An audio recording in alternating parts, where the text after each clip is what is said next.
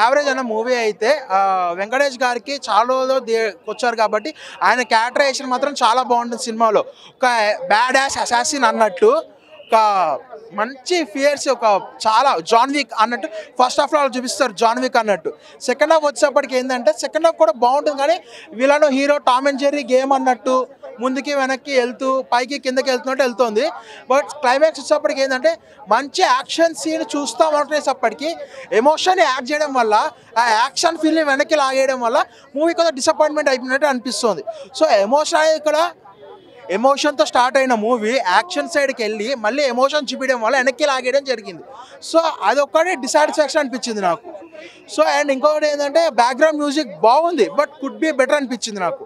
ఎందుకంటే మనకి ఈ మధ్యన ఎలివేషన్ బ్యాక్గ్రౌండ్ మ్యూజిక్లు అవసరం లేకపోయినా చాలా హై ఇచ్చేస్తున్నారు.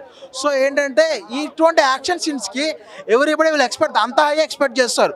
సో అందుకే నాకు కుడ్ బి బెటర్ అనిపించింది.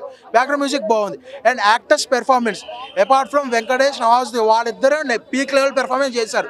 వీళ్ళిద్దరు కాకుండా హీరోయిన్స్ కానీ ఒక ఆమె ఎమోషన్ సైడ్ ఒక ఆమె ఉంటుంది, యాక్షన్ సైడ్ ఒక ఆమె ఉంటుంది, వాళ్ళిద్దరు కూడా బాగానే చేశారు. ఆర్య గారిది చిన్న గెస్ట్ రోల్ అన్నట్టు అక్కడక్కడ కనిపిస్తారు, స్కోప్ తక్కువ ఉంది. బట్ ఫైట్ సీన్స్లో ఆయన కూడా తన వంతు చెయ్యేశారు. Everything well and good. But ఈ మూవీ కాంపిటీషన్లో కాకుండా సోలోగా రిలీజ్ కానీ ఓటీటీ ప్లాట్ఫామ్లో కానీ వచ్చుంటే కుడ్ బి బెటర్ రిజల్ట్. ఎందుకంటే మనకి నెట్ఫ్లిక్స్లో ఎక్స్ట్రాక్షన్ మూవీ హాలీవుడ్ది డైరెక్ట్ ఓటీటీ రిలీజ్ చేశారు, క్రిస్టియన్స్ ఓడిది. ఎట్లా రిజల్ట్ వచ్చింది, అట్లా ఇది కూడా రిలీజ్ చేస్తుంటే కుడ్ బి బెటర్ అనిపించింది.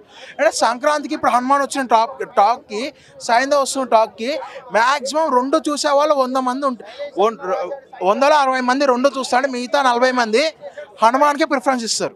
సో ఈ కాంపిటీషన్లో సైంధవ్ ఒక అడుగు వెనక్కే ఉంటుంది. పాప బాగా యాక్ట్ చేసింది ఈ మధ్యన. అంటే పర్లా చూడొచ్చు.